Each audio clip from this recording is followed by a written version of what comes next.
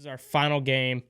This is South Carolina at number 21, Tennessee, 7:30. This was an amazing upset last year. South Carolina was not supposed to win this game by any stretch, especially against a team that had so much talent, and their only loss was to Georgia, all right, at number 3. They came in AP the week before. They were number 1. College football playoff rankings put them at 3. They put Tennessee in their place. They got back to 1, which, I mean, it's still, it's a good loss, you know. Could South Carolina, could they repeat this again this year on the road against a Tennessee team that is nowhere near as good as they were last year? About to find out. Tennessee, they bounced back last week against UTSA after losing against Florida in the Swamp. We said, you know, if they struggle against UTSA, is the poll going to drop them out? Well, they didn't. They're still in it. Joe Milton, though, he's obviously not the answer. Their defense is not that good, and neither is their offensive line. But then again, neither is South Carolina's defense or their offensive line either. So this one, it could probably go either way. But with Georgia still left on Tennessee's schedule, South Carolina could knock them out of East contention this week, as they already have a loss to Florida. The ESPN FPI, Tennessee at 70%. The spread is Tennessee by 12.5. And for some reason, I'm picking first. Okay, I'll pick first. South Carolina O-line, they definitely have some issues, and so does the secondary. Xavier Legette, he's a beast. He's going to be a problem for the Tennessee secondary all day. You know, he's so good. South Carolina red zone defense, however, that needs some work. They let every rushing attempt into the end zone against Mississippi State last week. When matching up quarterbacks, I think Spencer Rattler is much better. He's able to extend plays with his legs without even crossing the line of scrimmage. He just runs side to side, finds an open receiver, and makes a play. Joe Milton, super inaccurate, kind of overrated, and Spencer Rattler's accuracy is much better. To me, the only thing in Tennessee's favor is the home field advantage. I mean, and that's saying something because I really don't think Tennessee is that good this year. This matchup is way closer than last year, too. I feel like these teams are way more even than they were last year, and last year South Carolina figured out a way to win. Can they do it again this year? Yeah, they're going to do it again this year. I got South Carolina to win this game. I got the Cox to go on the road and win by 10 points.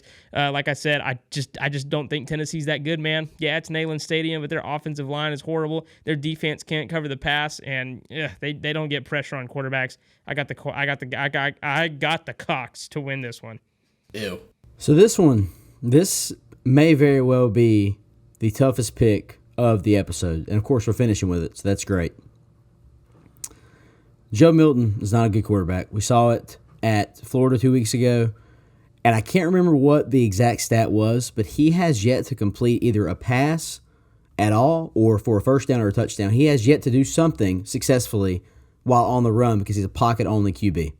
It's at Neyland. It's in Knoxville in that gaudy orange that nobody likes. No, they're in their all black this weekend. They're in all black this weekend. It is confirmed. I know. But what I'm saying is that it's the gaudy orange trim, and nobody likes that orange. I mean, they just don't. Now, the only thing Tennessee has going for them, that orange, is that website where you can punch in your ticket and see which color to wear for the checkered. That's the only cool thing they've got. It's that uncomfortable inside of a pumpkin orange. It's that orange that Sandra Bullock said, I will never wear that gaudy orange. That's perfect. We just called the Ole Miss game. Now we're talking about Tennessee. That's perfection. All right. Anyway, shout out Blindside. So, with that said, Tennessee 70%. Volunteers 12.5-point favorites. It's at home. It's Saturday night in Rocky Top. It'll be football time in Tennessee. I've got the Cox. I think South Carolina's going to go on the road in Neyland and upset simply because the fact that Tennessee is just so unpredictable. And now, if they have an edge, it's because it's at Neyland. But I like South Carolina. I think they win by 10. I don't think they cover, but I think they win by 10. And unfortunately, I'm not sure what that's supposed to be. Jesus and Clemson. That's perfection. You need Jesus after you just said those god awful words. Yeah. Anyway, I got the Cox. This will be a good weekend in college football, and thank you guys for sticking with us. Joey, who you got? I don't know why y'all would choose that awful team. I got Tennessee winning this. I think that Mississippi State showed that Carolina can struggle against the pass. Carolina has struggled all season already. And every time people consider Carolina, they say, oh, can Carolina beat Georgia again this year? Can Carolina beat North Carolina again this year? And every time it's no. So why would it change? I got Tennessee.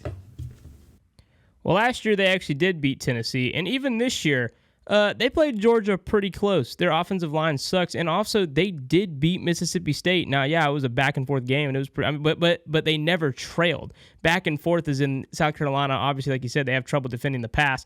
But then again, Joe Milton is not a good passer. Like, yeah, he has good wide receivers, but if he's not accurate, and Spencer Rattler is accurate, that's going to be a long day for the Tennessee secondary, which is why I have South Carolina. If the South Carolina team that played the Bulldogs shows up in Neyland on Saturday night, the Cox will win this game. Absolutely, they will.